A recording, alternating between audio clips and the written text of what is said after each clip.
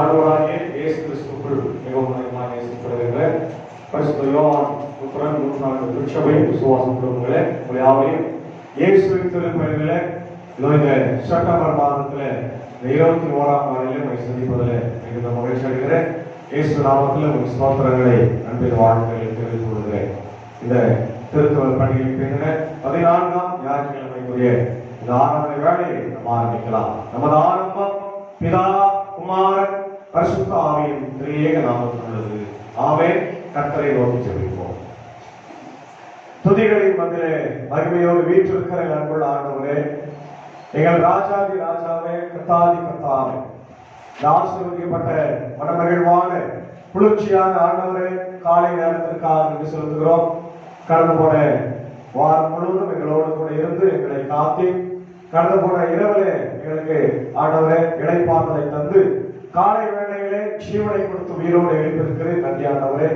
இந்த நாளிலே உங்கள் ஆலயத்தில் வந்து ஆவியோடும் உண்மையோடும் உண்மை தொழுது கொண்டு உடைய தேவ ஆசீர்வாதங்களை நாங்கள் பெற்றுக்கொண்டு வாழ கர்த்தர் கிருபை தார். ஆண்டவரே, இந்த நாளின் இறை செய்தி பாடல் வேளை ஜெப வேளையை எங்களுக்கு ஆசீர்வதியும். அடையை மறைத்து நலப்படுத்தும். நீர் பேச நீர் மகிமைப்படும். வந்திருக்கிற எல்லா சபையாரை ஆசீர்வதியும். வரவேண்டியவர்களை கூட்டி சேர்த்தவர்களும் எல்லாருடைய இருதயத்தின் சிந்தனைகளை சிலுவைக்கு நேராக ஒருமுகப்படுத்தும். ஆண்டவர் கொடுக்கிற வார்த்தையை நாங்கள் விசுவாசித்து அதன்படி இந்த உலகத்திலே வாழ கிருபை தார். காணொலி வழியாகவும் ஆண்டவரை கேட்டுக்கொண்டிருக்கிற ஒவ்வொரு மக்களையும் ஆசீர்வதியும். என்னுடைய கிராமத்தின் மக்களையும் ஆசீர்வதியை கேட்டு பயன்பெற கர்த்தர் கிருபை தார். போகும் முதல் முடிவு மட்டுமாய் இறை ஆசிரியர்கள் எங்களோடு தங்கியிருக்க வேண்டுமாய் ஜெபிக்கிறோம். அதே போல இந்த நாளை ஆண்டவரே, என்னுடைய இந்திய சுவிசேஷ லுத்தரன் திருச்சபையில இருக்கின்ற கண்காணியா இறையல் கல்லூரிக்காக விசேஷமாக ஜெபிக்கிறோம். இறையல் கல்லூரி ஞாயிறாக அனுசரிக்கிறோம். இதில் நாங்கள் காணிக்கைகளை கொடுத்து இறையல் கல்லூரியை ஆண்டவரை தாங்கும்படியாக ஜெபிக்கும்படியாக கர்த்தர் எங்களுக்கு கிருபை தார். இயேசுவின் மூலம் ஜெபிக்கிறோம் நல்ல பிதாவே, ஆமென். நம் ஆண்டவரை துதிக்கும்படியாக 4வது ஞான பாடலை பாடுவோம். அலங்கார வாசலாலே கோவிலுக்குள் போகிறேன் என்ற 4வது ஞான பாடல்.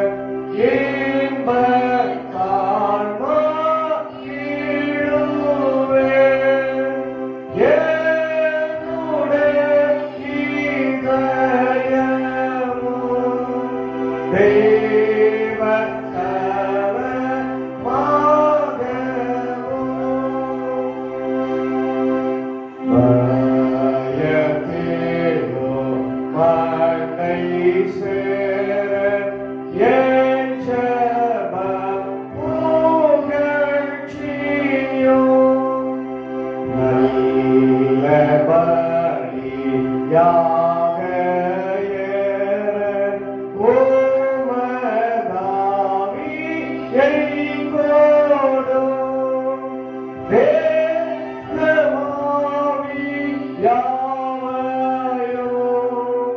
சுத்தமாக்கி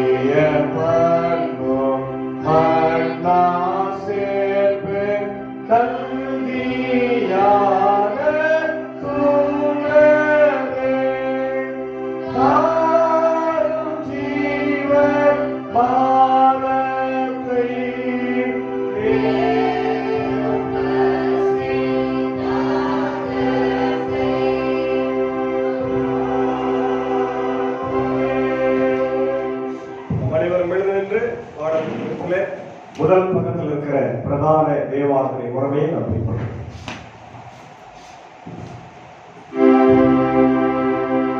நமது ஆரம்பம் பிதா குமாரன் பரிசுத்தாவின் நாமத்தில் உள்ளது.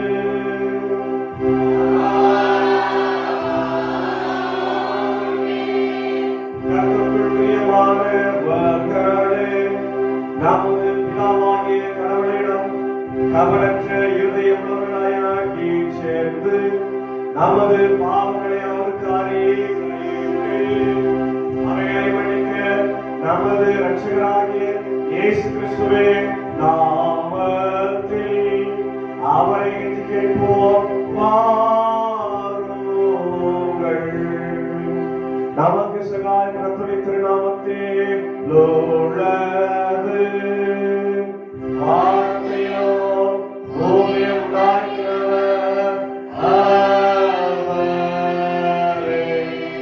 என் வீரர்களை கர்த்தருக்கு அறிக்கையிடுவேன் என்று தேவனே என் பாவத்தின் தோஷத்தை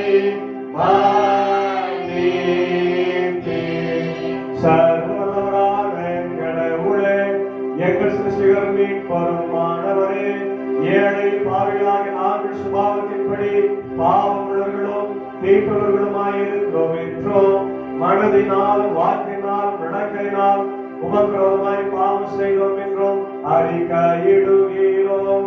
ஆதலால் எங்கள் ஆண்டவராகிய இயேசு கிறிஸ்துவின் நிமித்தம் நீர் காட்டின கிருபையை தேடி உம்முடைய அளவற்றிற்கு அடைக்கலம் புக வருகிறோம். அளவில்லாத உள்ள கடவுளே, மீட்கும் மணி மனத்துக்கு ஒப்பு கொடுங்க. பாவங்களை நாம் மன்னித்து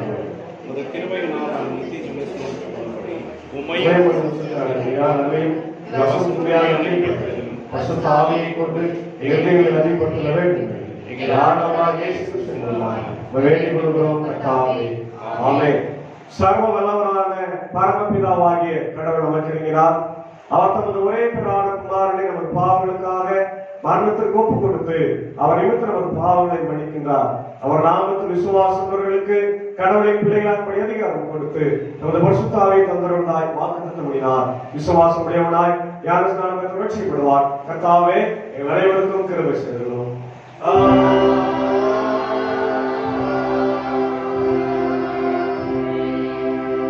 நாம் நின்றவனமாக 105வது பக்கத்தில் இருக்கின்ற திருத்துவ பண்டிகைக்கு பின்னர் 14ஆம் ஞாயிற்றுக்கிழமைக்குரிய ஆரம்ப வாக்கியத்தை போல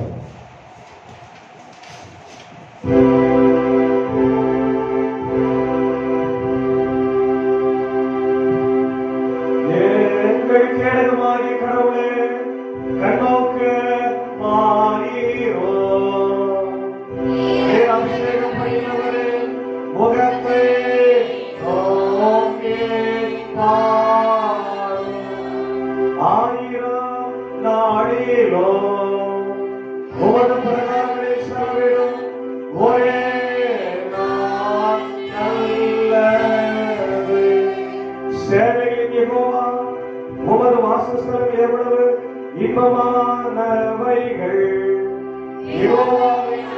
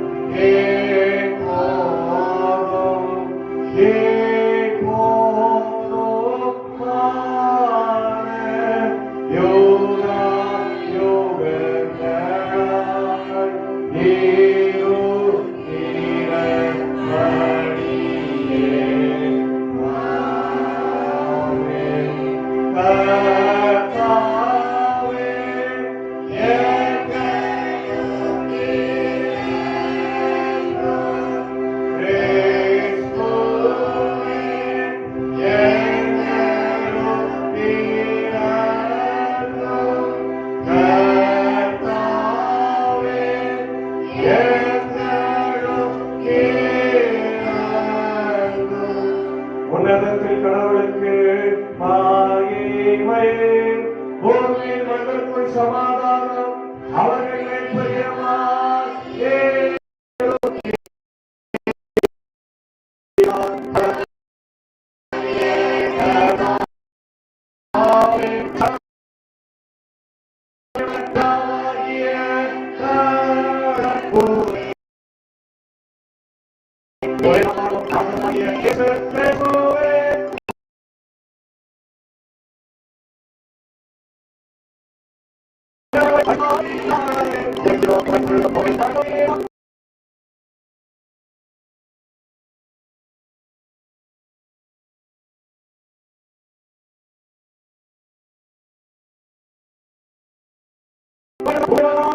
உமக்கு சோத்திரம் செய்கிறோம்.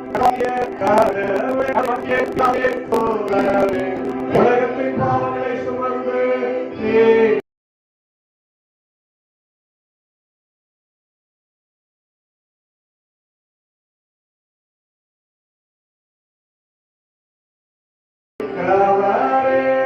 எங்கள் ஜெபத்தை ஏற்றருளும். பிதாவின் வலது பாசத்தில் இருக்கிறவரே எங்களுக்கு இரங்கும். இயேசு கிறிஸ்துவே உம்முடைய பிதாவே மகிமையிலே பரிசுத்த ஆவியோடு நீர் ஒருவர் பரிசுத்தர்,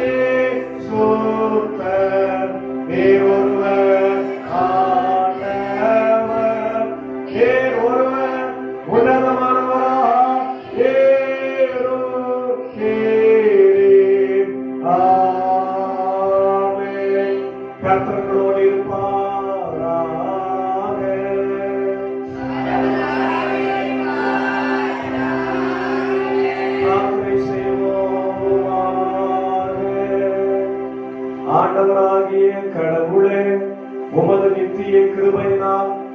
திருச்சபையை காப்பாற்றியருளும். உம்மாயின்றி பலவீன மனுஷன் நிற்க மாட்டாமல் விழுவனாகையால் தீமையானவைகள் எல்லாவற்றிற்கும் உம்முடைய ஒத்தாசையினால் இப்பொழுதும் எங்களை விலக்கி காத்து ரட்சிப்புக்கு ஏதுவானவர்கள் எல்லாவற்றையும் நடத்தியருள வேண்டும் என்று உம்மோடும் பரிசுத்த ஆவியோடும் ஏக கடவுளாய் என்றென்றைக்கும் இழைத்தாண்டு கொண்டிருக்கிற உமது குமாரனாகிய எங்கள் நாதர் இயேசு கிறிஸ்துவின் மூலமாய் உம்மை வேண்டிக் கொள்கிறோம்.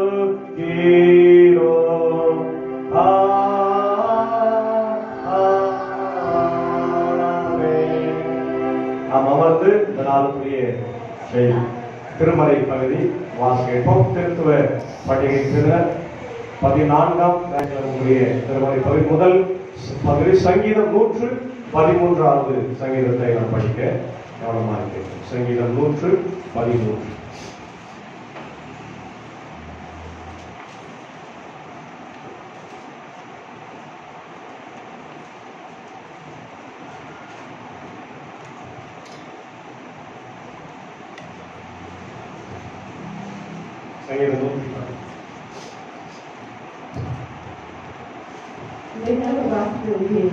சங்கீதம் பகுதி சங்கீதம் 113. அல்லேலூயா, கர்த்தரின் அடியாரை துதியுங்கள், கர்த்தரின் நாமத்தை துதியுங்கள். இதுமுதல் என்றென்றும் கர்த்தரின் நாமம் தோற்றரிக்கப்படுவதாக. சூரியன் உதயம் துதித்துள்ளி அது அஸ்தமிக்கும் திசை மற்றும் கர்த்தரின் நாமம் துதிக்கப்படுவதாக. கர்த்தர் சகல ஜாதிகள் மேலும் உயர்ந்தவர், அவர் மகிமை வானங்களுக்கு மேலானது. நம்முடைய கடவுளாகிய கர்த்தருக்கு நிகரானவர் யார்? அவர் உயர வைத்திருக்கிறார்.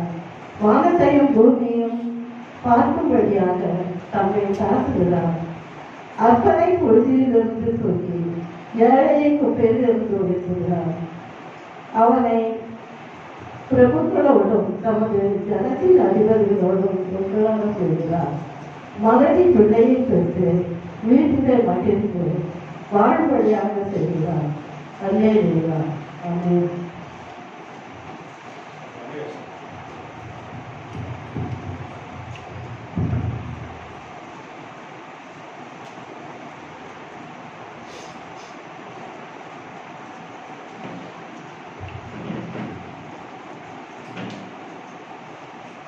வாசிக்க வேண்டிய பழைய பாட்டு ஆமோஸ் 8ஆம் அதிகாரம் 4 முதல் 7 வரை.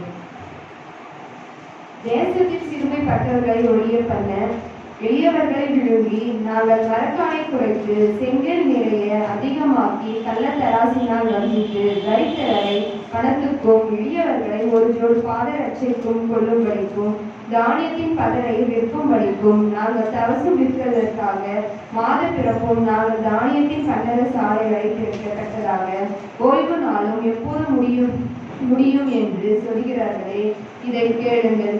அவர்கள் செய்கைகளை எல்லாம் நான் ஒருபோதும் மறப்பதில்லை என்று கர்த்தர் யாக்கோபினுடைய மகிமையின் பேரில் ஆணையிட்டார். இதற்காக வாசிக்க வேண்டிய பழைய பாட்டு வாசிக்கிறேன்.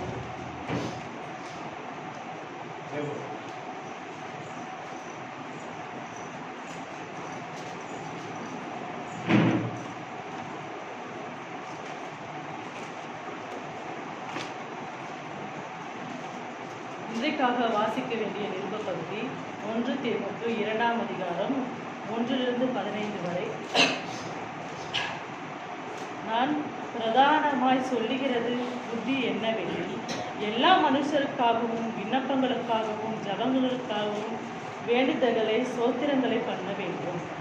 நாம் எல்லாம் பக்தியோடும் நல்லொழுக்கத்தோடும் கலக்கமில்லாமல் அமைதி உள்ள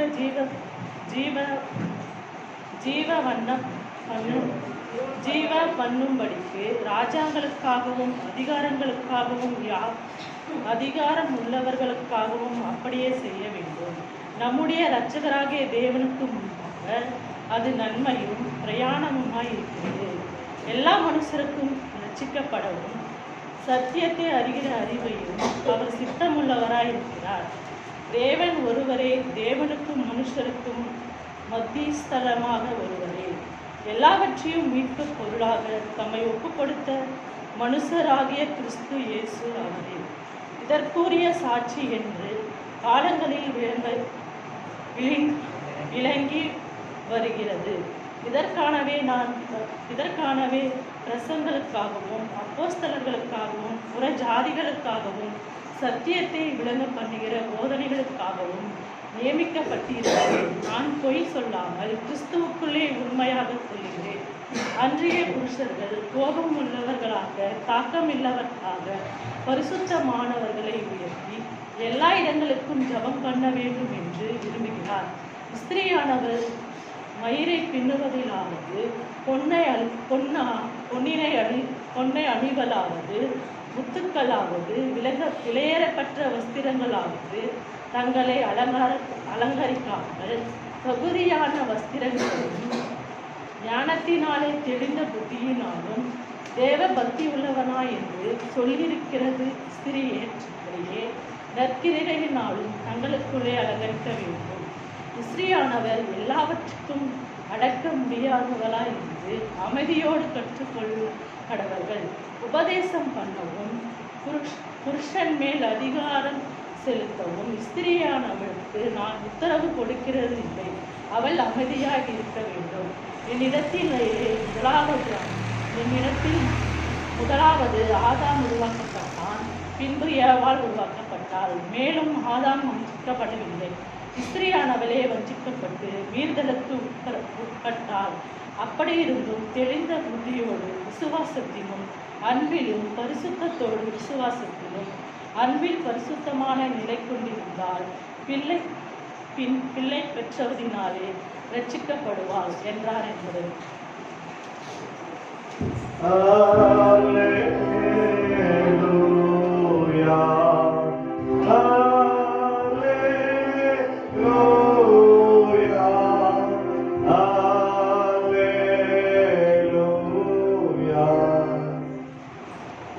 வாசிக்க வேண்டிய சுவிசேஷ பகுதி லூக்கா எழுதின சுவிசேஷம் 16ஆம் அதிகாரம் 1 முதல் 15 முடிய. ஆண்டவரே உமக்கு மகிமை.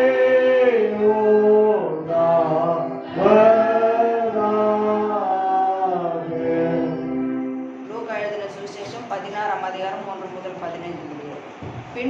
பின்னும் அவர் தம்முடைய சீஷர்களை நோக்கி, ஐஸ்வர்யனாக ஒரு மனுஷனுக்கு ஒரு உக்கிரானக்காரன் இருந்தான். அவன் தன் எஜமானுடைய ஆஸ்திகளை அழித்து போடுகிறதாக எஜமானுக்கு அறிவிக்கப்பட்டது. அப்பொழுது எஜமான் அவனை வரவழைத்து, உன்னை குறித்து நான் இப்படி கேள்விப்படுகிறது என்ன? உன் உக்ரான கணக்கை ஒப்புவி, இனி நீ உக்ரான கணக்கனாய் இருக்கக்கூடாது என்றான். அப்பொழுது உக்ரானக்காரன், நான் என்ன செய்வேன்? என் எஜமான் உக்ரான விசாரிப்பிலிருந்து என்னை தள்ளி போடுகிறானே, கொத்துகிறதற்கும் எனக்கு பலனில்லை, இறக்கவும் வெட்கப்படுகிறேன்.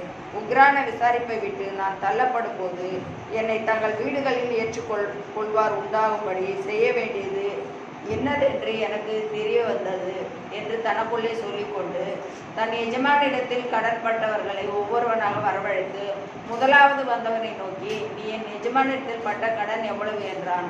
அவன் 100 குடம் எண்ணெய் என்றான். அப்பொழுது உக்ரானக்காரன் அவனை நோக்கி, நீ உன் சீட்டை வாங்கி உட்கார்ந்து 50 என்று சீக்கிரமாக எழுது என்றான். பின்பு அவன் வேறொருவனை நோக்கி, நீ பட்ட கடன் எவ்வளவு என்றான். அவன் 100 கலம் கோதுமை என்றான். அப்பொழுது அவன், நீ உன் சீட்டை வாங்கி 80 என்று எழுது என்றான். அநீதியுள்ள உக்ரானக்காரன் புத்தியாய் செய்தான் என்று எஜமான் கண்டு அவனை மெச்சிக்கொண்டான். இவ்விதமாய் ஒளியின் பிள்ளைகளை பார்க்கிறோம். இந்த பிரபஞ்சத்தின் பிள்ளைகள் தங்கள் சன்னதியில் அதிக புத்திமான்களாய் இருக்கிறார்கள். நான் உங்களுக்கு சொல்கிறேன், நீங்கள் மாளும் போது உங்களை நித்தியமான வீடுகளிலே ஏற்றுக்கொள்வார் உண்டாகும்படி அநீதியான உலக பொருளால் உங்களை சிநேகிதரை சம்பாதியுங்கள். கொஞ்சத்தில் உண்மையுள்ளவன் அநேகத்திலும் உண்மையுள்ளவனாய் இருக்கிறான். கொஞ்சத்தில் அநீதி உள்ளவன் அநேகத்திலும் அநீதி உள்ளவனாய் இருக்கிறான். அநீதியான உலக பொருளை பற்றி நீங்கள் உண்மையாயிராவிட்டால் யார் உங்களை நம்பி உங்களிடத்தில் மெய்யான பொருளை ஒப்புவிப்பார்கள்? வேறொருவனுடைய காரியத்தில் நீங்கள் உண்மையுள்ளவர்களாய் இராவிட்டால் உங்களுக்கு யாதொன்றையும் சொந்தமாக கொடுப்பவர் யார்? எந்த ஊழியக்காரனும் 2 எஜமான்களுக்கு ஊழியம் செய்யக்கூடாது. ஒருவனை பகைத்து மற்றவனை சிநேகிப்பான், அல்லது ஒருவனை பற்றி கொண்டு மற்றவனை அசட்டை பண்ணுவான். தேவனுக்கு உலக பொருளுக்கும் ஊழியம் செய்ய உங்களால் கூடாது என்றார்.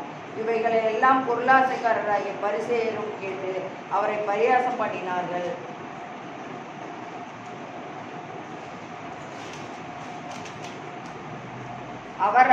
அவர்களை நோக்கி, நீங்கள் மனுஷர் முன்பாக உங்களை நீதிமான்களாக காட்டுகிறீர்கள், தேவனோ உங்கள் இருதயங்களை அறிந்திருக்கிறார். மனுஷருக்குள் மேன்மையாக எண்ணப்படுகிறது, தேவனுக்கு முன்பாக அருவருப்பாய் இருக்கிறது. இதற்காக வாசிக்க வேண்டிய சுவிசேஷ பகுதி வாசித்தார்.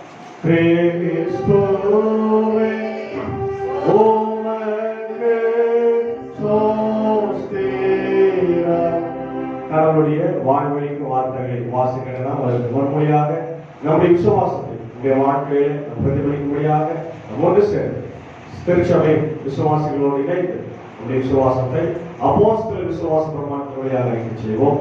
பரலோகத்தையும் பூலோகத்தையும் படைத்த சர்வத்திற்குள்ள பிதாவாகிய நீங்கள் விசுவாசிக்கிறேன். ஒரே குமார் விசுவாசிக்கிறேன். ஆவியினாலே கர்ப்பத்தில் புவித்து கனிமலையத்தில் பிறந்து ஒரு காலத்திற்கு பார்த்து சிலுவையில் மரணம் அதாவது இறங்கி மூன்றாம் நாள் கருத்து சர்வத்திற்குள்ள பிதாவாகிய வணக்கம் செய்து அவருக்கு உயிரோடு மருத்துவ ஞானி பரிசுத்தாவின் விசுவாசிக்கிறேன். கிறிஸ்துவ சபை பரிசுத்தமுடைய ஐக்கியம் பாவ மன்னிப்பும் சரீர உயிர்த்தெழுதலும் நித்திய ஜீவனும் என்று விசுவாசிக்கிறேன். ஆமென். நாம் அமர்ந்து மீண்டும் 321வது தியான பாடலாகிய பாதையில் ஆட்டும் யெகோவா பரதேசியானார் என்ற பாடலை பாடி சபையுடைய கட்டுமான பணிக்காக நாம் காரியம் செல்கிறோம். 321வது தியான பாடல்.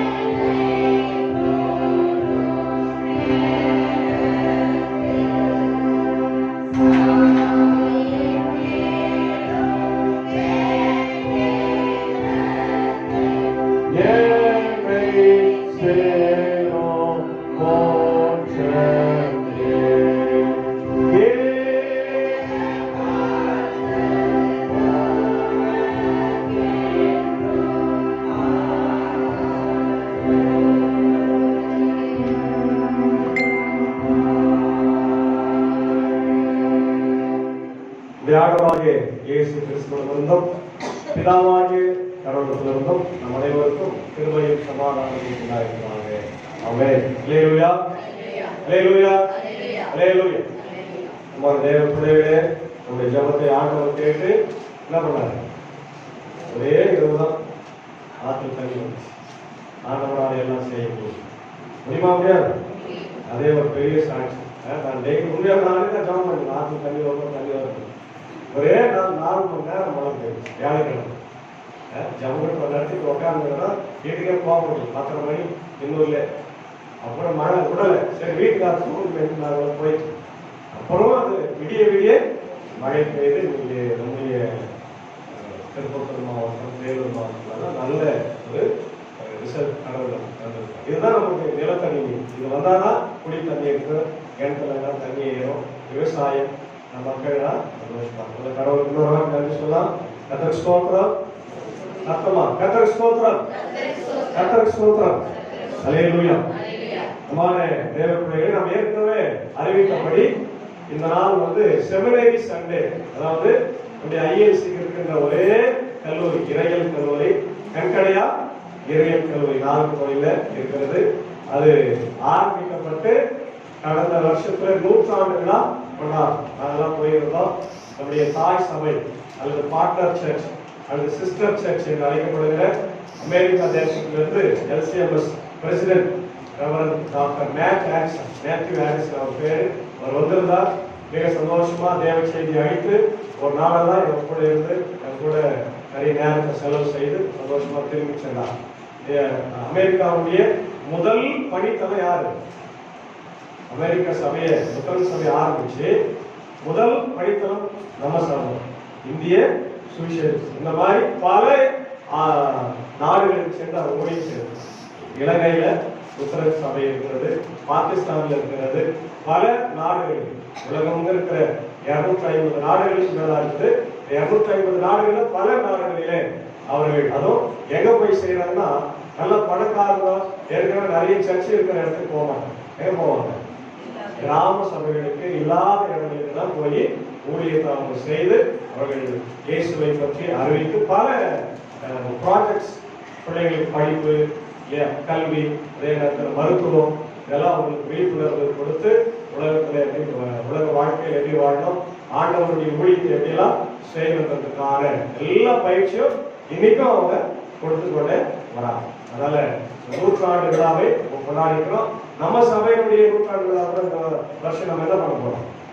டிசம்பர் மாசம் தான் அதை திட்டமிட்டிருக்கிறோம். அதற்கான மீட்டிங் எல்லாம் போட்டு நம்ம வரைவு திட்டத்தை உங்களை செயல்படும். முதல்ல நம்ம அந்த அறுவடை திருநாள் ப்ரோக்ராம் முடிச்சுட்டு அதுக்கப்புறம் நம்ம அதற்கான மீட்டிங். அதுக்கு நிறைய செலவு, கிறிஸ்துமஸ் செலவோடு நம்ம என்ன பண்ணலாம், சேர்த்து செய்யலாம் தான் நம்ம எண்ணம் கொண்டிருக்கிறோம், திட்டமிட்டிருக்கிறோம். கர்த்தருடைய சித்தம் அதுவாக இருப்பினும் நிச்சயமாக 100 விழாவை அந்த பாப்பை திருச்சபையில கொண்டாடி எல்லாம் நம்ம போதகப்பட்ட சபைகளில் மற்ற ஊழியர் முக்கியமா இங்க யாரெல்லாம் ஊழியர் பண்ணியிருக்கிறாங்களோ அவங்க எல்லாம் ஒருத்தரையும் விடாம அழைத்து அவங்களை கௌரவப்படுத்தி ஆண்டவருக்கு நன்றி செலுத்துகிற ஒரு விழா நம்மளும் சொன்னாங்க. அப்போ இன்னைக்கு செமினரி சண்டே, இறையியல் கல்லூரி. இறையியல் கல்லூரி இல்லாம இன்னைக்கு நம்முடைய சபைகளில யாரும் இல்லை. போதகர்களும் ஊழியர்கள் அடிக்கடி வராங்க இல்லையா, உபதேசியர்கள், அதே போல மாதர் 3 விதமான பயிற்சியை அதை கொடுக்குறாங்க. முதல்ல ஃபுல் ஃபிளெஜ் பாஸ்டர்ஸ் எங்களை மாதிரி அங்கே போட்டு ஆர்டினேஷன் கொடுத்து எல்லாத்தையும் செய்யற ஊழியர்களுக்கு பயிற்சி கொடுக்குறாங்க. 2வது இந்த ஓராண்டு இறை பயிற்சி சொல்லுவாங்க, கேட்டகிஸ்ட். அவங்க வந்து அங்கே போட மாட்டாங்க, ஆனா ஐயர் வேலை எல்லாமே செய்வாங்க. ராமர்கள் கொடுப்பாங்க, சாவடம் பண்ணுவாங்க, கல்யாணம் எல்லாம் பண்ணுவாங்க. ஐயர் இல்லாத நேரத்துல எல்லாமே அவங்க செய்யல. ஏன்னா அந்த பயிற்சி அப்படிதான் அவங்களுக்கு கொடுக்குறாங்க. 1 வருஷம் கொடுத்தாங்கன்னா முழுமையான ஒரு பயிற்சி.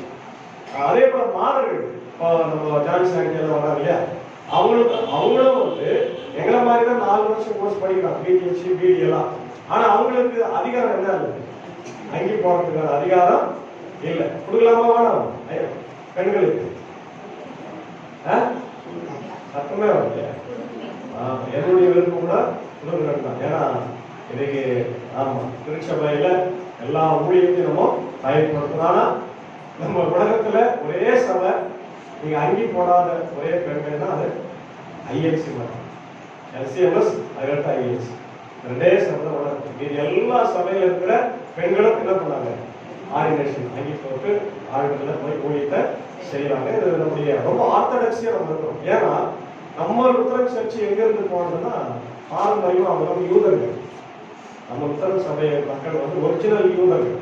அதனால அவங்க அவ்வளவு சீக்கிரத்துல வந்து அந்த பெண்களை வந்து விட்டு கொடுக்க மனசு வரல. ஆனா இந்தியாவுல ஏறக்குறைய 14 லுத்தரன் சபை இருக்கு. நம்மள மாதிரி தமிழ்நாட்டிலே 3 லுத்தரன் சபை. நம்மளோட பெரிய சபைகள் வந்து Tamil evangelical Lutheran church, TELC. அதே போல ஆற்காடு லுத்தரன் திருச்சபை, அதுவும் நம்மளோட பெருசு. இருக்கிறத சின்ன லுத்தரன் தமிழ் லுத்தரன் சபை நம்மளுக்கு தான். ஆனா நம்ம பேர் எப்படி வச்சிருக்கிறதுனா இந்தியன் இவாஞ்சலிக்கல். ஏன்னா நம்ம இந்தியா ஃபுல்லா நம்ம ஊழியம் செய்யணும் அப்படின்ற ஒரு தரிசனத்தோட வச்சிருக்கிறாங்க. அதே மாதிரி தான் இருக்குது. நீங்க தமிழ்நாட்டில் மட்டும் இல்லை, நீங்க கர்நாடகாவில் போனாலே நம்முடைய லுத்தரன் சபை இருக்குது, ஆந்திராவில் இருக்கிறது, தமிழ் மொழியிலும் தெலுங்குலையும் கன்னடாவிலையும், அதே போல மலையாளத்துல நம்ம லுத்தரன் சபை கேரளாவில் இருக்கிறது. மும்பையில பாத்தீங்கன்னா மகாராஷ்டிராவில் மும்பையில அங்க ஹிந்தி பேசுறாங்க, மராத்தி மொழி, 2 விதமாக. மூளையிற காலத்துல வந்து அவர் பிரசிடண்டா இருக்கும் டெல்லியில கூட ஒன்று ஆரம்பிச்சாங்க. மக்களுக்கு தெரியுமா எனக்கு தெரியல, தெரியுங்களா?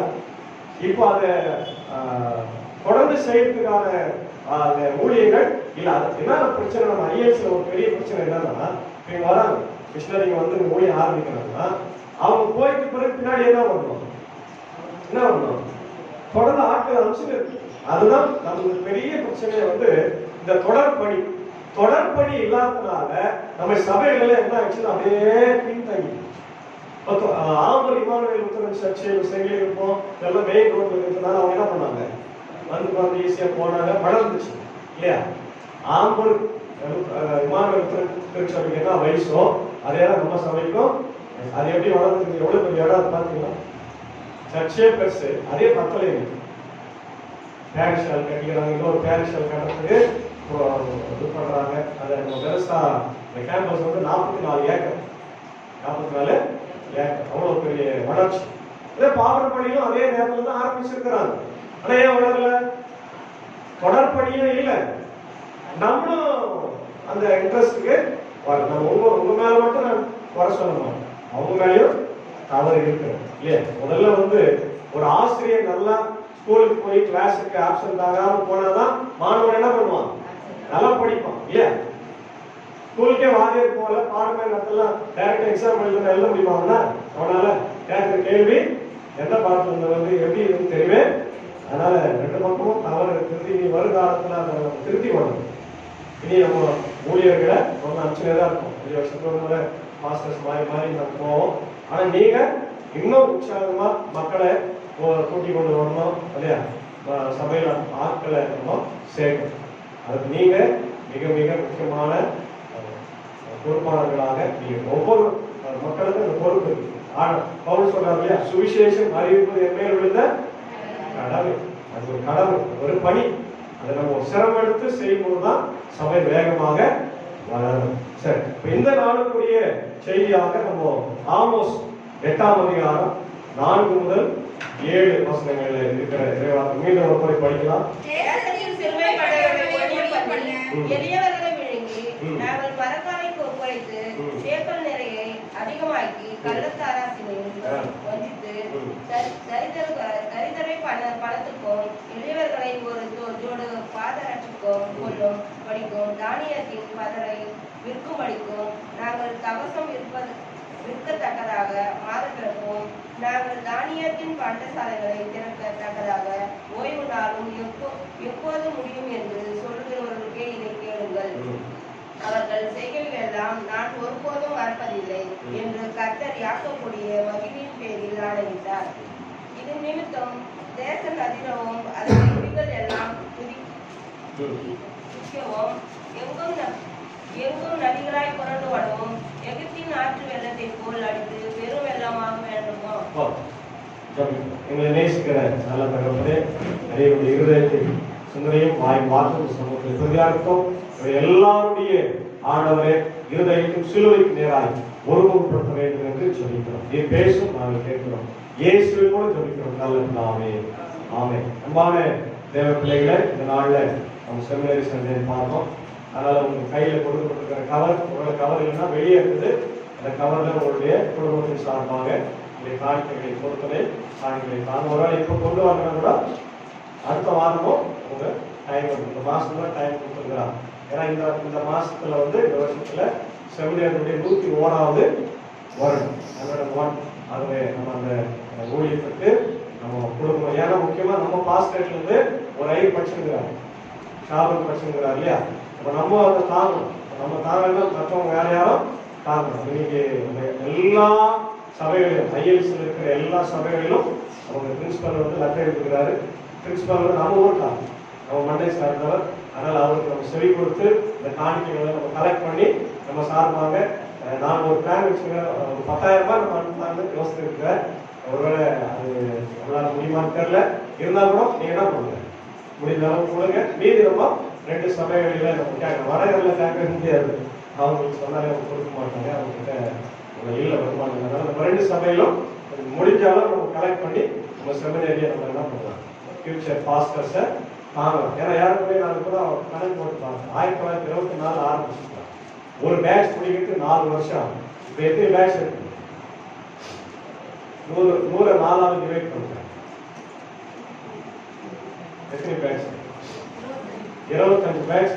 அது வந்து தோராயமாக தான் நான் சொல்றேன். ஆனா அப்பெல்லாம் வந்து ஃபர்ஸ்ட் இயர் ஒரு பேட்ச், செகண்ட் இயர் அப்படியெல்லாம் இருக்குது. அப்படியெல்லாம் கனெக்ட் பண்ணோம்னா ஒரு 50 பேட்ச் இருக்கு இல்லையா? 50 பேட்ச்ல ஒரு பேட்ச்ல 3 சினாரில இருந்து 10 பேர் படிச்சா கூட 30 பேர். எவ்வளவு இருக்கு? தோராயமா கணக்கு போட்டா கூட 2500 பேர்.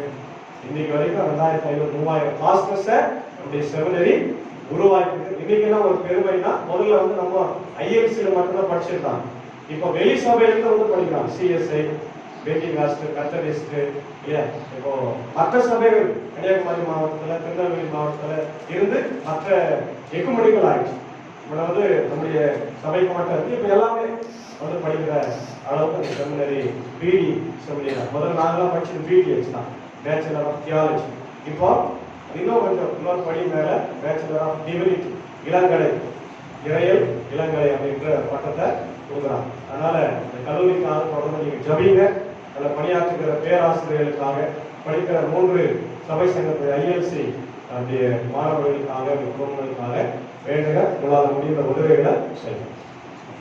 இந்த நாளில் நான் வாசிக்க கேட்ட ஆமோஸ் எனக்கு ரொம்ப பிடிச்ச ஒரு தீர்க்க. நான் படிக்கும் போது எனக்கு ஒரு பெரிய தாக்கத்தை இந்த புத்தகம் ஏற்படுத்துது. ஏன்னா எல்லா தீர்க்கர்களுமே ஆன்மீகத்தை பற்றி தான் அதிகமா பேசுவாங்க.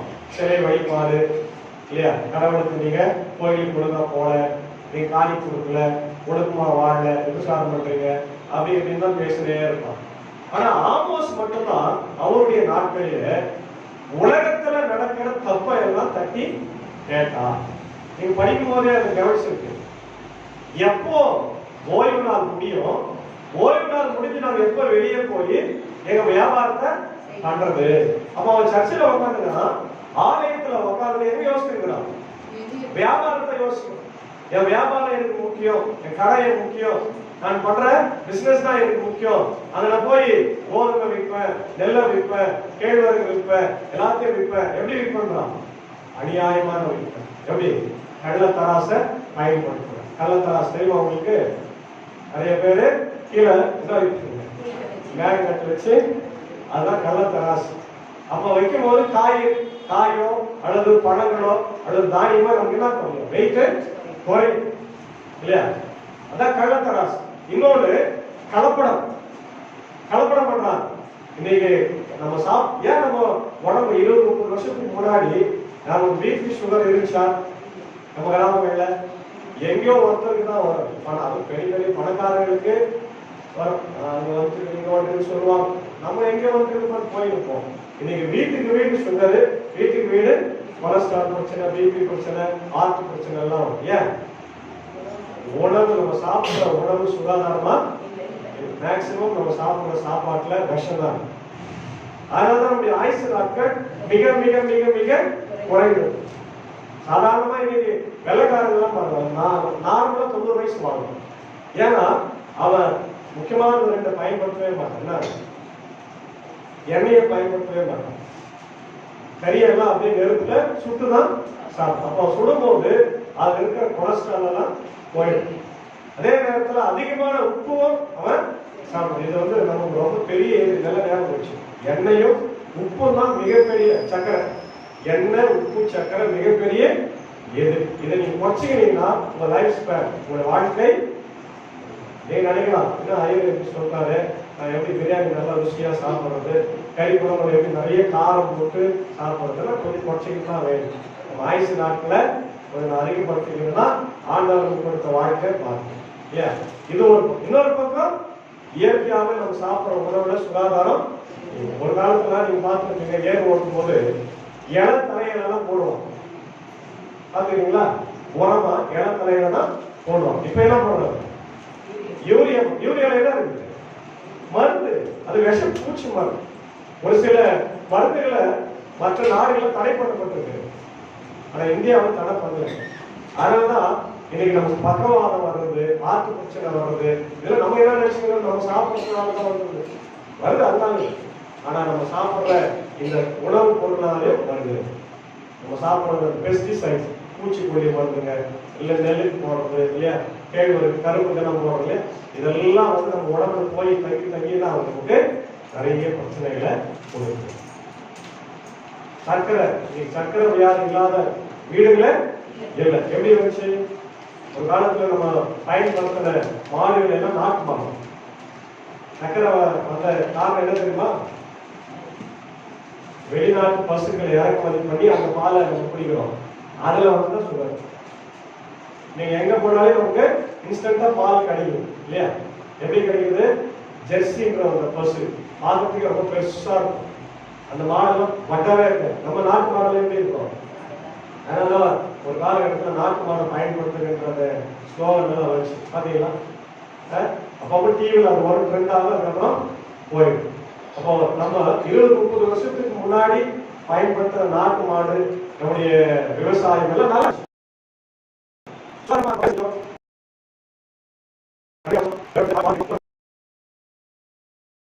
நல்லா இப்போ எங்கேயுமே போகாது.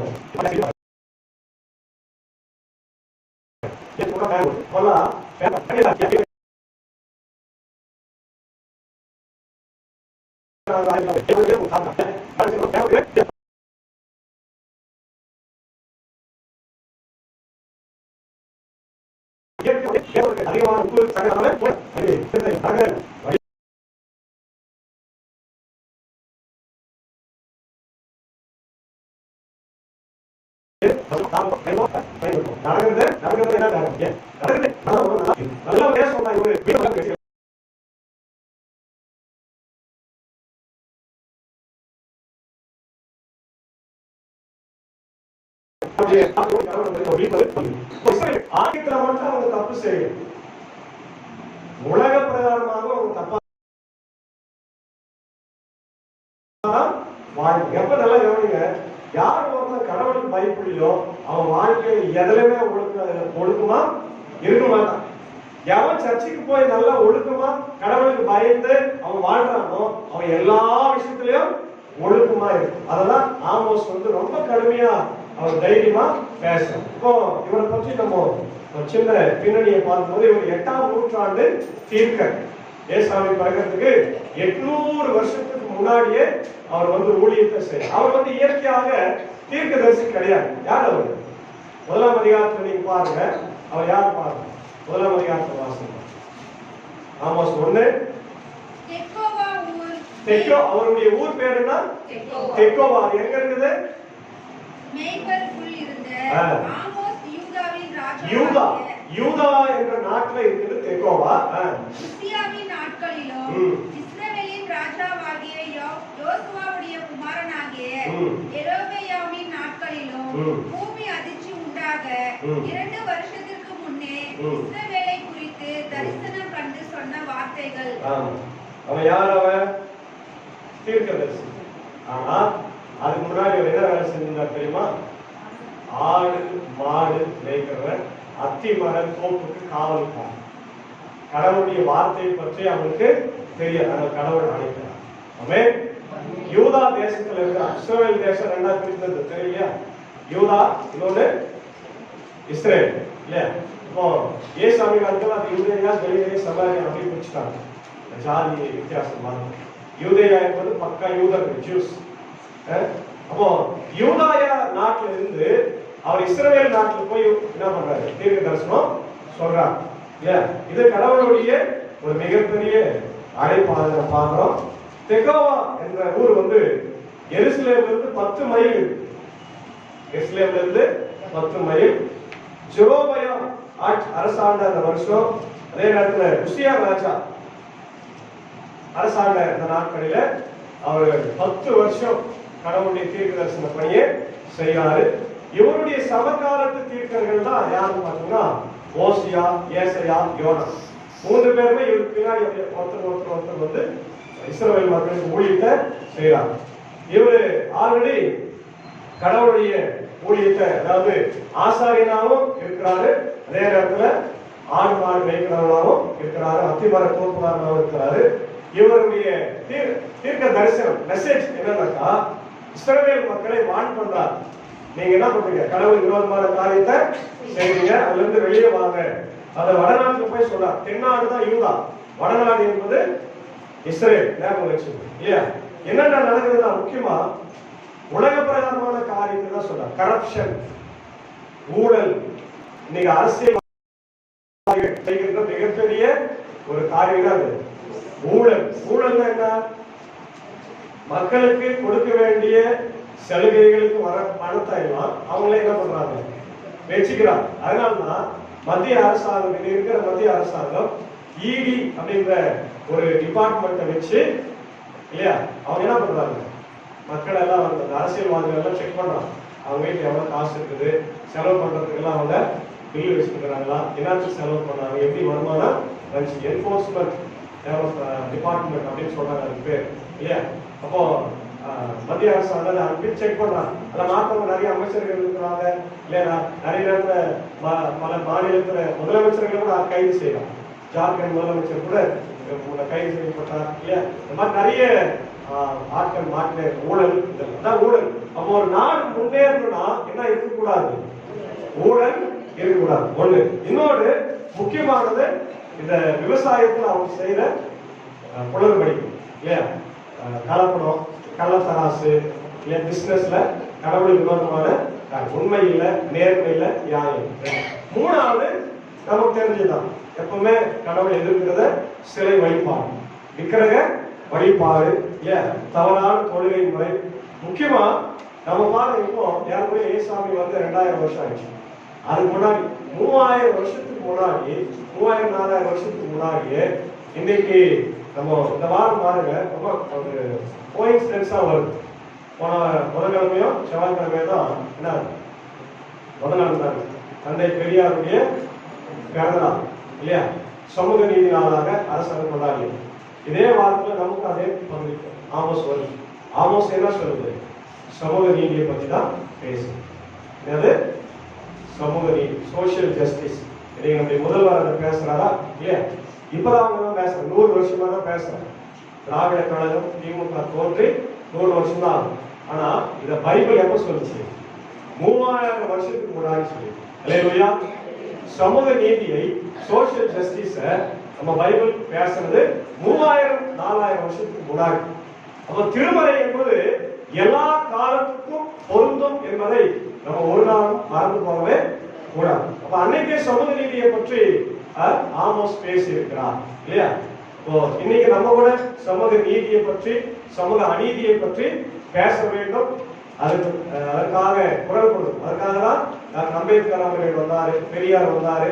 இன்னைக்கு பல தலைவர்கள், திருமாவளவன் இல்லையா, நம்முடைய முதலமைச்சர், இந்த மாதிரி எல்லாம் இடதுசாரிகள், வலதுசாரிகள் இல்லாம இடதுசாரிகள் வந்து நமக்கு நிறைய சப்போர்ட், ஏழை எளிய மக்களுக்கு, தலித் மக்களுக்கு, சமூகத்துல வாழ்ற தாழ்மையில வாழ்ற மக்களுக்கு எல்லாம் என்ன பண்றாங்க? அவங்க சப்போர்ட் பண்ணிட்டு இருக்கிறாங்க. ஒரு பக்கம் வலதுசாரிகள் நம்மளை எதிர்க்கிறாங்க, இன்னொரு பக்கம் இடதுசாரிகள் நமக்கு சப்போர்ட் பண்ணிடு. அதனாலதான் நம்ம வந்து பேலன்ஸா இருக்கணும். இல்லைன்னா திருப்பி நம்ம எங்க போயிட்டு இருக்கோம்?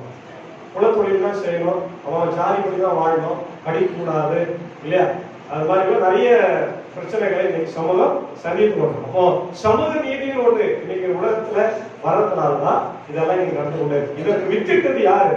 ஆமோஸ் தீர்க்கதரிசி, பைபிள் தான். அதனால நம்ம பெருமையா காலம் தூக்கி சொன்னா சமூக நீதி பற்றி நாங்க தான் பேசிக்கிறோம், எங்களுடைய முன்னோர்கள் பேசியிருக்கிறாங்க அப்படின்னு உங்களுடைய மக்கள் கிட்ட, நண்பர்கள் கிட்ட எல்லாம் நம்ம என்ன பண்ணலாம்.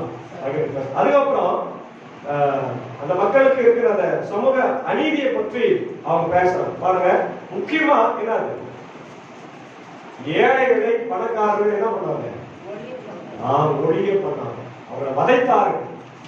எப்படியெல்லாம் வதைத்தாங்க? அநியாய வட்டி. இன்னைக்கு நம்ம எல்லாமே உட்காந்துருக்காங்க, எல்லாமே எண்ணெய் உட்பட கடன் வாங்காத தெரியுங்களா? கடன் வாங்காம நம்மளால என்ன பண்ண முடியல, அந்த அளவுக்கு நமக்கு வருமானமே இல்ல. செலவு 1000 ரூபாய், வருமானம் 200 ரூபாய், 800 ரூபாய் நமக்கு வரையும். அந்த 800 ரூபாய் நம்ம என்ன பண்றோம், கடன் வாங்குறோம். கடன் சும்மா கொடுத்துறோம்னா பேங்க்ல இருந்து சாதாரண வட்டிக்கு விடுற வரைக்கும் என்ன பண்றான், வட்டி, ஸ்பீடு வட்டி, மீட்டர் வட்டி, அந்த வட்டி இந்த வட்டி போட்டு நம்மளை தாழ்ச்சி எடுத்துடுறான். ஏன்னா நிறைய பேர் இறந்தும் போறான், தற்கொலை பண்ணிக்கிற பார்க்கணும் செய்தி.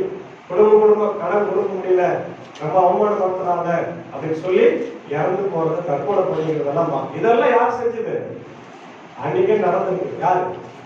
கடவுளுடைய பிள்ளைகள் என்று சொன்ன யூதர்கள் அதே சக யூதர்களையும் ஏழை எளிய மக்களையும் ஒடுக்கி இருக்கிறாங்க. ஏழைகளை ஒரு ஜோடி செருப்புக்கு என்ன பண்ணிக்கிறாங்க? எந்த அளவுக்கு கீழ்த்தரமான ஒரு எண்ணத்தோடு அன்னைக்கு இந்த யூதர்கள் இருந்திருக்கிறாங்க.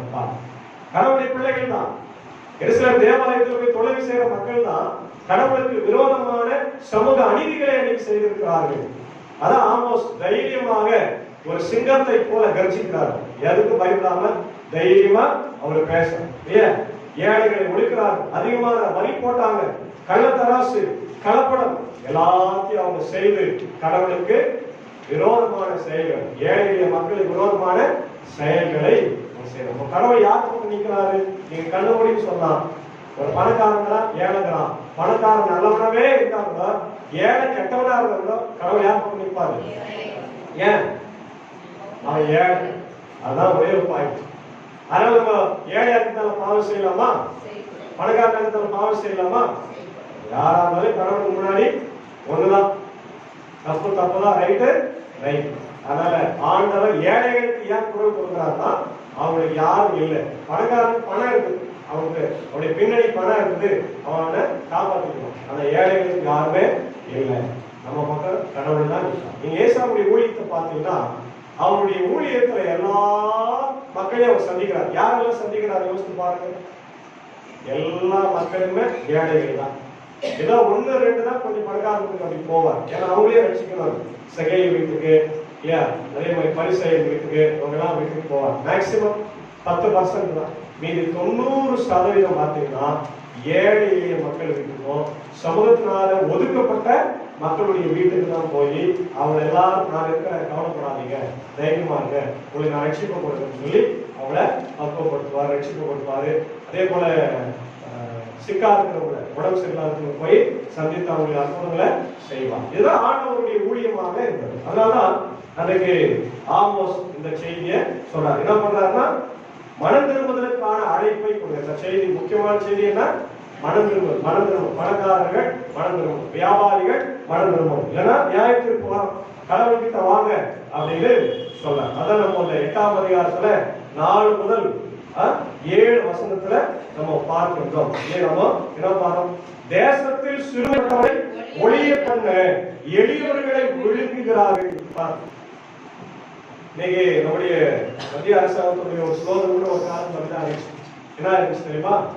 தேசத்துல யாரும் இருக்கக்கூடாது, ஏழைகளை அவனை எல்லாத்தையும் ஒழிச்சிருக்கணும் அப்படின்னு சொன்னான்.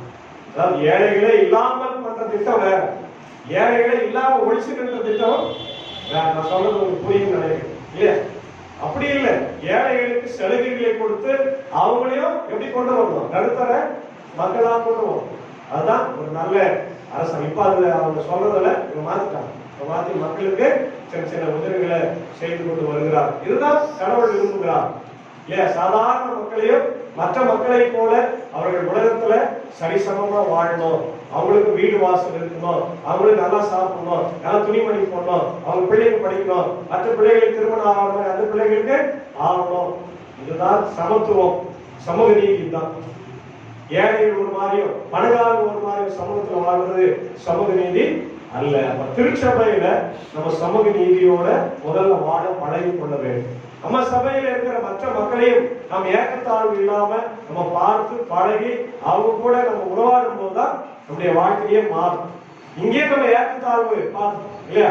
கடவுளுக்கு நல்லா செய்யறாரு, நான் ஏன் ஏழைகிட்ட பேசணும், ஏன் அவங்ககிட்ட நான் பேசணும் அப்படி இல்லை.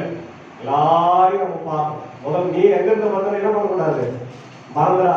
ஏன் ஆபிரகாமுக்கும் ஈசாக்கு யாக்கோபுடைய தேவன் நம்மளை எங்கிருந்து ஆண்டவர் கொண்டு வந்தார்? குழியில இருந்து, பள்ளத்துல இருந்து, நாசகரமான உலகில சேற்றில இருந்து நம்மள கொண்டு வந்திருக்கிறார். ஏழையா இருப்பவர்களை தூக்கி எடுத்தவனுக்கு ஆண்டவர் வாழ்வை கொடுத்தாருன்னு மறந்துடாது. அதெல்லாம் யூதர்கள் மறந்துட்டாங்க, இஸ்ரவேலர்கள் மறந்துட்டாங்க.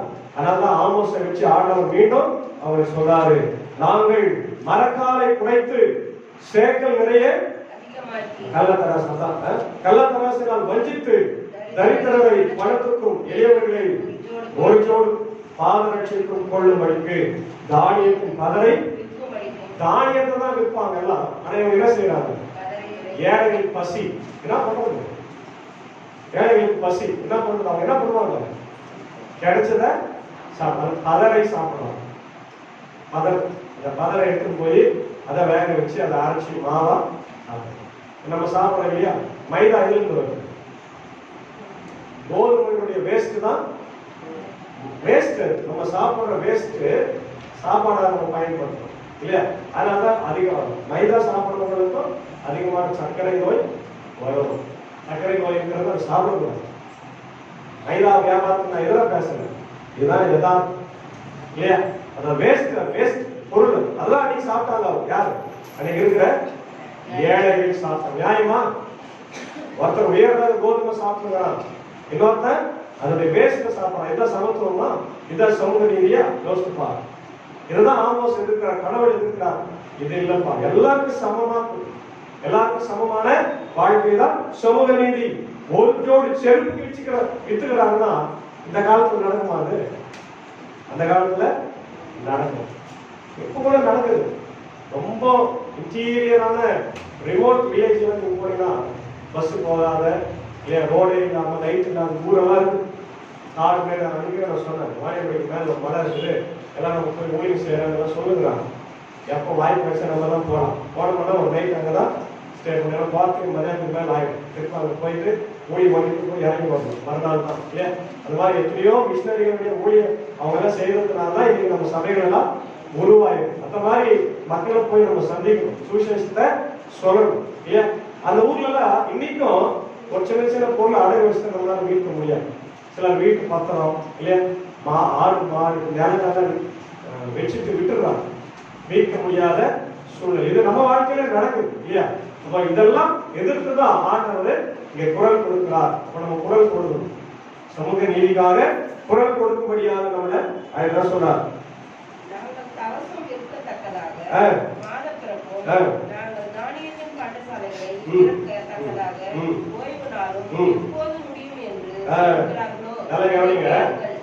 ஆலயத்துக்கு போய் கடவுளை தொழுகை செய்வது அது ஒரு மேண்டேட், அது கடமை, கட்டாயம் இல்லையா? பழைய பழமை சரி, இப்பவும் சரி, ஞாயிற்றுக்கிழமை சர்ச்சைக்கு போறோம், இது நம்ம மேண்டேட். வெள்ளிக்கிழமையான இஸ்லாமியர்கள் தொழுகைக்கு போறாங்க, மற்ற எல்லாரும் கோயில்களுக்கு போறாங்க, இது ஒரு மேண்டேட், நம்ம போறோம். அவங்க என்ன சொல்றாங்க, எப்படா ஓய்வு நாள் முடியும்? ஏன்னா ஓய்வு நாள் தான் என்ன செய்யக்கூடாது, எந்த வேலையும். அப்ப இவன் என்ன பண்றான், ஓய்வு நாள ஒரு சாதாரண நாளாக அவன் பார்க்கணும். அது ஏதோ ஒரு பெரிய தடை மாதிரி பார்க்கணும். அது எப்ப முடியும்? அதுக்கப்புறம் நம்ம என்ன பண்ணலாம், வியாபாரம் பண்ணலாம், ஏமாத்தலாம், மக்களை ஏமாத்தலாம், ஊழல் பண்ணலாம். கரப்ஷன் ஊழல் வந்து கேன்சர் மாதிரி தேசத்தை அழிச்சு வளர்ச்சி அடைய செய்யாது இல்லையா? அது குடும்பமா இருந்தாலும் சபையா இருந்தாலும் நம்முடைய தேசமா இருந்தாலும் எந்த இடத்துல ஊழல் இருக்குதோ அந்த இடம் வந்து கேன்சர் அழிச்சிடுற ஒரு இடமா மாறிடும். அதனால அன்னைக்கு ஆமோஸ் குரல் கொடுத்தான், இன்னைக்கு நாமும் குரல் கொடுக்கணும். அதான் பார்க்கணும் இல்லையா? அவர்கள் செய்கையெல்லாம் நான் ஒருபோதும் மறப்பதில்லை என்று கர்த்தர் யாக்கோபுடைய மகிமையின் பேரில் ஆணையிட்டார். அதெல்லாம் நான் மறந்துட்டு நினைக்காது, நிச்சயமா நான் அதை என்ன செய்வேன், மனதில் வைத்து அவங்கள தண்டிப்பேன். மன்னிச்சு விட்டுறோம்னு சொல்ல, மனம் திரும்பினா மன்னிப்பு, மனம் திரும்பலனா கண்டிப்பா என்ன உண்டு, தண்டனை உண்டு. சில வசனங்களை படிக்கலாம்.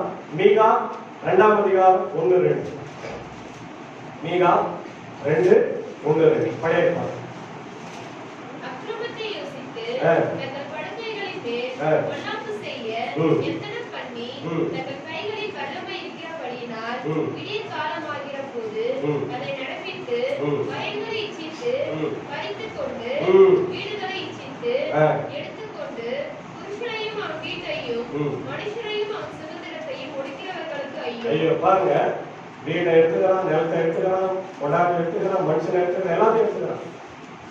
கடவுள் சொல்றாரு உங்களுக்கு ஐயோ. இப்படிப்பட்ட நிலைமைகள்ல பணக்காரர்கள் செல்வந்தர்கள் இருந்தா கடவுளுக்கு விரோதமான செயல்.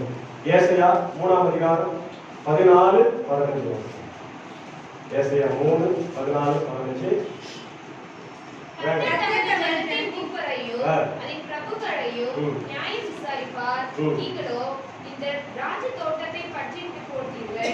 சிறுமையானவனிடத்தில் கொள்ளையிட்ட பொருள் உங்கள் வீடுகளில் இருக்கிறது. நீங்கள் என் ஜனத்தை நோக்கி சிறுமையானவர்களின் முகத்தை நோக்கிறது என்னவென்று சேனைகளின் கர்த்தராகிய ஆண்டவர் உரைக்கிறார். சிறுமையானவர்களை நீங்க என்ன பண்றீங்க? அழிய பண்றீங்க, வஞ்சிக்கிறீங்க, ஏமாத்துறீங்க, அவங்களை அழிப்பீங்க. நியாயமா? கர்த்தர் எப்பவுமே நம்ம பக்கமா இருக்கிறார். யாக்கோபு 5ஆம் அதிகாரம் 1-4 வேகம். யாக்கோபு 5:1-4.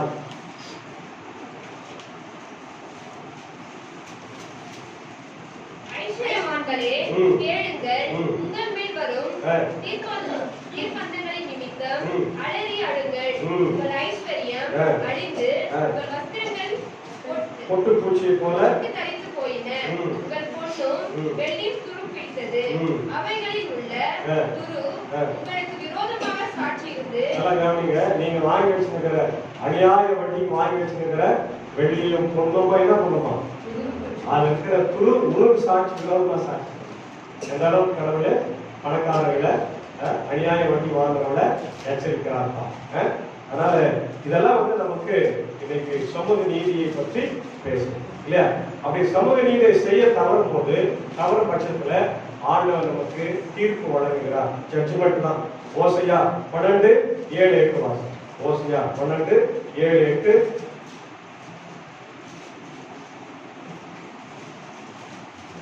ஓசையா பழைய பாடல் கடைசியில இருக்கலாம். சிறிய திருக்குறள். அவர் வியாபாரி கள்ளத்தராசு அவன் கையில் இருக்கிறது. அநியாயம் செய்ய விரும்புகிறான். எப்பிராயிம் நான் ஐஸ்வர்யவானேன், நான் பொருளை சம்பாதித்தேன். அவருக்கு என்ன கொடுக்குற ஆண்டவர்? நான் பிரயாசப்பட்டு தேடின எல்லாவற்றிலும் பாவமாகிய அக்கிரமம் என்னிடத்தில் கண்டுபிடிக்கப்படுவதில்லை என்று சொல்லுகிறான். பாவம் பண்ணிட்டு மறைவா பண்ணிடுறான். அது தெரியாத வச்சுக்கிறான். கடவுளுக்கு தெரியாம இருக்குமா? நீ என்ன மறைச்சு மறைச்சு பண்ண கடவுளுக்கு அதுக்கான தீர்ப்பை உனக்கு தருவாரு. ஏன்? அடுத்தது நீதியை நியாயத்தை நம்ம செய்யணும். முதல்ல யார் செய்யணும்? கடவுளுடைய பிள்ளைகளாக நம்ம சமூக நீதியை பற்றி பேசுறது மட்டும் இல்லை, சமூக நீதியை பற்றி நம்ம புரிந்து கொள்வது மட்டுமல்ல இல்லையா? அதை படிச்சுக்கோ அப்படிலாம் இருக்குதான்ட்டு வியந்துட்டு போறது மட்டும் இல்லை. இதை முதல்ல ஸ்டார்ட் பண்ணணும். யாரு? திருச்சபை. கிராமத்துல திருச்சபை ஸ்டார்ட், நம்முடைய மக்கள் ஸ்டார்ட் பண்ணும். சமூக நீதிக்காக நாம் குரல் கொடுக்க வேண்டியவர்களாய் இருக்கிற காலத்துல யாரும் அதான் ஆண்டவர் சொல்றார். ஏசாயா 1:17. ஏசாயா 1:17-18 வாசம். நன்மை செய்ய படியுங்கள், நியாயத்தை தேடுங்கள், நியாயத்தை தேடுங்கள், ஒடுக்கப்பட்டவனை ஆதரித்து, ஒடுக்கப்பட்டவனை ஆதரித்து, திக்கற்ற பிள்ளையின் நியாயத்தையும், திக்கற்ற பிள்ளையின் நியாயத்தையும், விதவையின் வழக்கையும் விசாரியுங்கள். விதவையும் வழக்கையும் விசாரியுங்கள். பாத்தீங்களா? இது ஒண்ணு போறது, ஒரு வருஷம் போறது. கடவுள் யார் பக்கம் நிற்கிறார்? ஏழைகள் பக்கம், விதவைகளின் பக்கம், ஏன் ஒடுக்கப்படுகிற மக்களின் பக்கம் நிற்கிறார். நம்ம கூட அவங்க மக்கள் நிற்கிறார். முதல்ல நம்ம அதை செய்ய பிராக்டிஸ் பண்ணணும் இல்லையா? நம்ம கடவுளுக்கு விரோதமா இல்லாம அவர் பட்சத்துல நாம் நின்றால், நாம் ஏழைகளா இருந்த போது நம்ம கூட ஆண்டவர் இருந்தார் இல்லையா? இப்ப நம்மளை தூக்கி விட்டுருக்கிறார். நாமும் கூட நம்முடைய சமூகத்தில் இருக்கிற ஏழை எளிய மக்களை நாம் தூக்கி விட வேண்டும், கைவிட வேண்டும். அவங்களுக்கு ஆலோசனை சொல்லணும். நிறைய பேர் இந்த பைனான்ஸ் மேட்டர்ல போய் மாட்டி அவங்க சிக்கிக்கிறாங்க. ஒருவேளை நம்முடைய அரசாங்கம் நம்ம கொடுக்கிற சலுகைகள் நிறைய நமக்கு இருக்குது, கிறிஸ்தவர்களுக்கு இருக்குது, எஸ்சி மக்கள் இருக்குது. கலெக்டரேட் போனீங்கன்னா நிறைய சலுகைகள் நமக்கு இருக்குது. நம்ம அதை என்ன பண்றதில்லை, கைப்படுத்தாமலே இருக்கும். நீங்க அங்க போய் பார்த்தீங்கன்னா நிறைய கடன் வழங்குறாங்க, லோன் கொடுக்குறாங்க, மகளிர் சுய உதவி குழு இதெல்லாம் இருக்கு. அங்க போனீங்கன்னா நம்ம வட்டியெல்லாம் குறையும். இங்க நீங்க 10 ரூபாய் வட்டி, 15 ரூபாய் வட்டி, 20 ரூபாய் வட்டி எல்லாம் நீங்க வாங்க. அங்கெல்லாம் வந்து நமக்கு 1 ரூபாய், 2 ரூபாய், 5 ரூபாய் கூட தான் வரும். அப்ப அது அரசாங்கமே தருது. அரசாங்கம் நம்மள என்ன பண்ண மாட்டாங்க, அவ்வளவு கழுத்தை நெருக்க மாட்டாங்க, டைம் கொடுப்பாங்க கட்டுறதுக்கெல்லாம். இப்போ அங்க போய் நீங்க அவங்களுக்கு என்ன பண்ணணும், அவங்க போய் நீங்க வாங்கிக்கங்க அப்படின்னு அவங்களுக்கு கூட்டு போய் கைட் பண்ணணும். இதுதான் நம்முடைய வேலை, இதுதான் சமூக நீதி. ஏன் திருச்சபைக்கு வெளியே இருக்கிற மக்களுக்கு இன்னைக்கு நிறைய அவங்களுக்கு தெரியாமல் நிறைய காரியங்கள் தெரியும். அவங்களுக்கு நல்ல விஷயங்களை சொல்லி இதெல்லாம் சமூகத்தில் இப்படியெல்லாம் நடக்குது, இதெல்லாம் போகாதீங்க, தனிப்பட்ட நபர்கிட்ட போய் காசு போட்டு மாட்டிக்காதீங்க, அவங்ககிட்ட காசு வாங்காதீங்க சொல்லிட்டு அரசாங்கத்திற்கு நம்ம 90% அரசாங்கம் நமக்கு உதவி செய்யலாம். 10% தான் நமக்கு எல்லாத்துக்கும் கிடைக்காம, அது நம்ம அவங்க கேட்கிற பேப்பர்ஸ் எல்லாம் கொடுக்க முடியாம போனாலும் அவங்க இல்லைன்னு சொல்லுவாங்க. மற்றபடி எல்லாமே நமக்கு அவங்க என்ன செய்யறாங்க, கொடுக்குறாங்க. அதுக்காக அரசாங்கம் இருக்கிறது. அதனால அவங்களுக்கு கைட் பண்ணும். அதுதான் நம்முடைய கிறிஸ்தவனுடைய மிக மிக மிக முக்கியமான வேலை. இன்னைக்கு வாசிக்கின்ற 3 பகுதி கூட அதே தான் பாருங்க. சங்கீதம் 113 கூட பாத்தீங்கன்னா ஏழைகளை ஆண்டவர் என்றுதான் உணர்வு. ஏழைகளுக்காகவே இருக்கிற அந்த பழைய பாட்டுல சங்கீதக்காரர் சொல்றான். தீமத்தில் என்ன சொல்றார் பவுல் தீமத்துக்கு அது ஒரு 1000 கழிப்பு, ஒரு 1000 எப்படிலாம் இருக்கணும், ஒரு சபையாக எப்படி இருக்கணும், மற்றவங்களுக்காக ஜெபம் பண்ணுங்க, மற்றவங்களுக்காக விண்ணப்பம் பண்ணுங்க, வேண்டுதல் பண்ணுங்க. 2வது பகுதியில் நம்ம அவசியம் இல்லை, ஆண்கள் எப்படி இருக்கணும், பெண்கள், அதெல்லாம் உங்களுக்கு தெரியும். லூக்கா பாருங்க 16ஆம் அதிகாரம் 1-15 நீங்க பாத்தீங்கன்னா அது என்ன பண்றாங்க, ஒரு வேலைக்காரர் அவன் என்ன பண்றான், புத்திசாலித்தனமா செயல்படும். அதை எஜமான் பார்த்து கேட்கணும். என்ன சொல்றாரு ஆண்டவர், உலக பிரகாரமான மனுஷர்களை புத்திமான்களா நடந்து கொள்ளும் போது அவன் ஒளியின் பிள்ளைகளே இல்ல, உலகத்தின் பிள்ளைகள். ஒளியின் பிள்ளைகள் எவ்வளவு புத்திசாலித்தனமா நடந்து, நம்மளும் நம்ம இன்னைக்கு இருளின் பிள்ளைகளாகவே இருக்கக்கூடாது, புத்திசாலித்தனமா நடக்கணும் அப்படின்ற ஒரு செய்தியை தான் இன்னைக்கு லூக்கா சொல்றோம். ஆகவே இந்த செய்தியை தான் மனசுல நம்ம பதிய வைத்துக் கொள்வோம். இந்த நாளுக்குரிய இப்ப நமக்கு இந்த நாள் என்ன நாள், சமூக நீதி நாள். இந்த நாள் சமூக நீதி நாள். மனசுல வச்சு சமூகம் என்னுடைய திருச்சபைக்காக நான் எவ்வளவு உழைக்கிறனோ, என் திருச்சபையில என்னுடைய பங்களிப்பு எவ்வளவு இருக்குதோ, அதே போல நான் வாழ்ற என்னுடைய சமூகம், என்னுடைய கிராமம், என்னுடைய மக்களுக்கு என்னுடைய பங்களிப்பு இருக்க வேண்டும். நான் இன்னைக்கு நல்லா இருக்கிறதா அதுக்கு ஆண்டவர் காரணம் இல்லையா? பல மிஷினரிகள், பல ஐயர்கள் என்னை வழிகாட்டியிருக்கிறாங்க. அது போல நானும் மற்ற மக்களுக்கு வழிகாட்டுவேன். சமூக நீதி அவங்களுக்கு முதல்ல கொண்டு போய் சேர்க்கணும். முதல்ல நான் அதுக்கு சமூக நீதியோடு நான் வாழ்வேன் அப்படின்ற எண்ணத்தை நமக்குள்ள விதைத்துக் கொள்வோம். கர்த்தர் இந்த திருவசனத்தினாலே இந்த சமூக நீதி நாளிலே நம்மை அவர் பயன்படுத்தி ஆசீர்வதித்து காப்பாராக. ஆமென். எல்லாவற்றிற்கும் மேலான தெய்வீக சமாதானம் தேவனுக்கு சிறுகளை இயேசு கிறிஸ்துக்குள் காத்துக்கொள்வதாக. ஆமென். எழுதென்று சொல்லுங்கள்.